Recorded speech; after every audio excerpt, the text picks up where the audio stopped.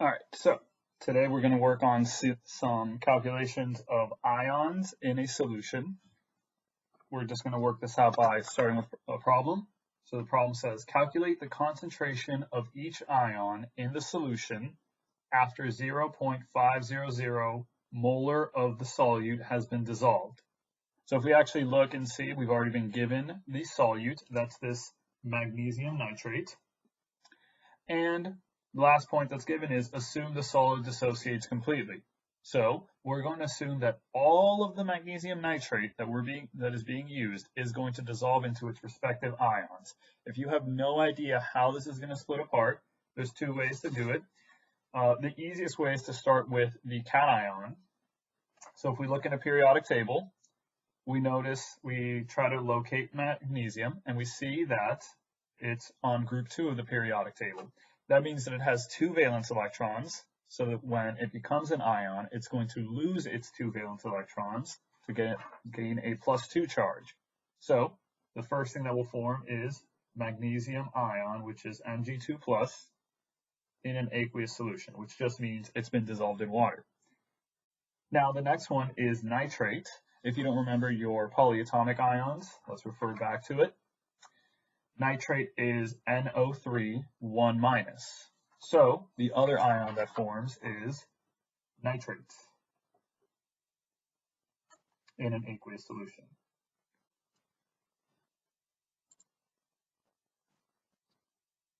If you notice something about this, you'll see that this is not balanced at the moment. So you only have 1 magnesium on each side, which is perfectly fine. However, you have 2 nitrates on the left side, and you only have 1 on the right. So we have to balance this. It's pretty simple. You just stick a 2 in front of nitrate. Okay. So now we need to calculate how many ions of magnesium exist and how many ions of nitrate exist when you dissolve magnesium nitrate.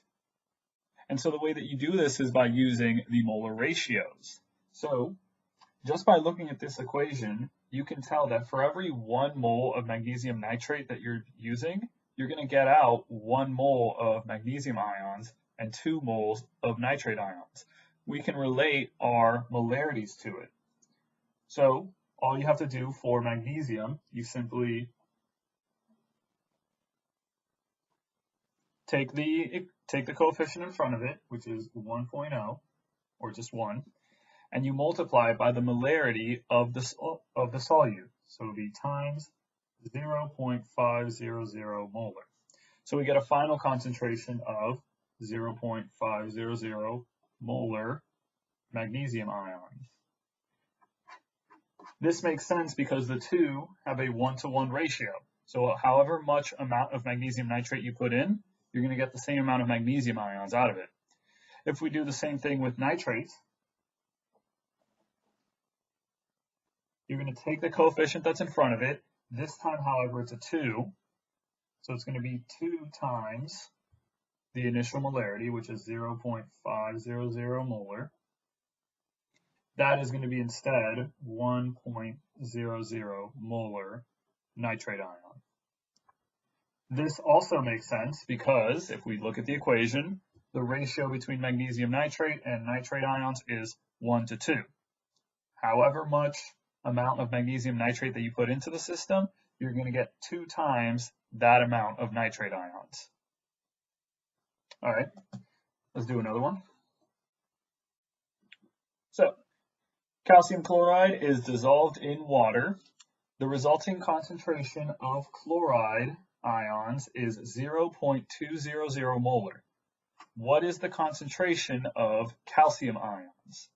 All right, so before anything, I have to solve the balance equation of this dissociation or this hydration of calcium chloride. If you don't know the formula of calcium chloride, pretty simple to figure out. So we find calcium on the periodic table. It's a group 2 element, just like magnesium. So that means that when it forms an ion, it's going to have a +2 charge. And then for chloride, it's a group 7 element, which means it has 7 valence electrons. Thus, it will gain 1 valence electron to complete its octet. So it'll be Cl-. Another thing you could have done is literally just look at the two ions that they gave you. They literally gave you in the question that calcium has a 2 plus charge and chloride has a 1 minus. So that means that the structure for calcium chloride is CaCl2, and this is going to be a solid at room temp.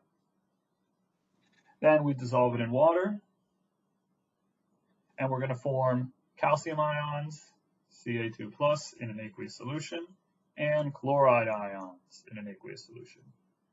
And the last thing we have to do is simply balance this. It's the same procedure as last time. For calcium, you have 1 on each side, so you don't need to change anything. And for chlorides, you have 2 on this side and 1 right here. So we put a 2 right there. Now, what is known is the concentration of our chloride ions. So we know that we have 0.200 molar of chloride ions. What we're trying to figure out is how many calcium ions do I have?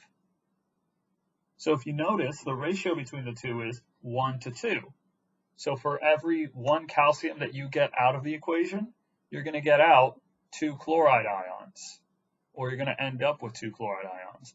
So that means that the amount of calcium that you have in the system should be half of whatever amount of chlorides you have is. So you're going to take this 0.200 molar of chloride, and you're going to divide it by 2. So it'll be 1 molar for calcium, and you'll put 2 molar, sorry about that, of chloride. So this unit will cancel out, and you'll be left with molarity of calcium ions, which is going to be 0.100 molar for calcium ions.